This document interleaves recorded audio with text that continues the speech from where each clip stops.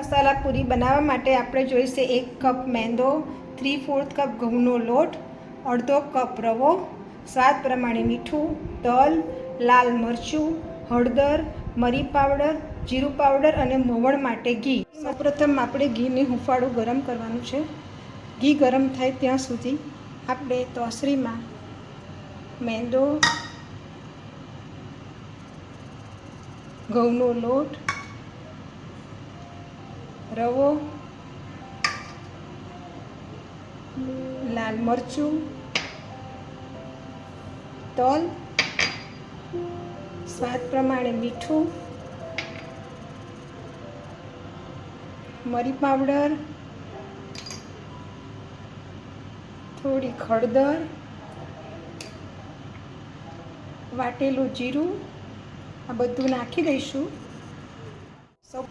હવે આપણું ઘી ગરમ થઈ ગયું છે તો આપણે ગેસ બંધ કરી દઈશું અને લોટની અંદર આવી રીતે ખાડો કરી અને અંદર આપણે ઘી ઉમેરી દઈશું. ઘીને લોટની અંદર આવી રીતે મિક્સ કરીશું એટલે આવો અવાજ આવશે. ગરમ ઘી નાખવાથી પૂરી એકદમ ક્રિસ્પી અને સરસ બને છે. ગરમ ઘી હોવાથી તરત જ આપણે લોટ નથી બાંધતા, એને સહેજ ઠંડુ પડે પછી આપણે લોટને સરસ રીતે મિક્સ કરી અને ભાખરી જેવો લોટ બાંધી દઈશું. ગરમ નાખ્યા પછી સરસ રીતે આવી રીતે બધું મિક્સ કરી દેવાનું અને પછી પાણીની મદદથી આપણે એનો ભાખરી જેવો લોટ બાંધીશું. લોટ બાંધીને તૈયાર થઈ ગયો છે. તમે જોઈ શકો છો કે ભાખરી જેવો સરસ મેં લોટ બાંધ્યો છે. થોડો ઢીલોય નહીં, થોડો કઠણ પણ નહીં, એવો મીડિયમ સાઇઝનો આપણે આવો લોટ બાંધીશું.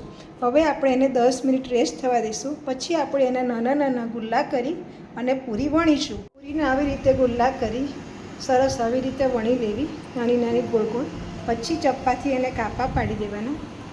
તેલ ગરમ થવાયું છે કે નહીં તે ચેક કરવા સહેજ અંદર આવી રીતે લોટ નાખી જોવાનું. જો તે ઉપર આવે તો સમજવાનું કે તેલ થઈ ગયું છે.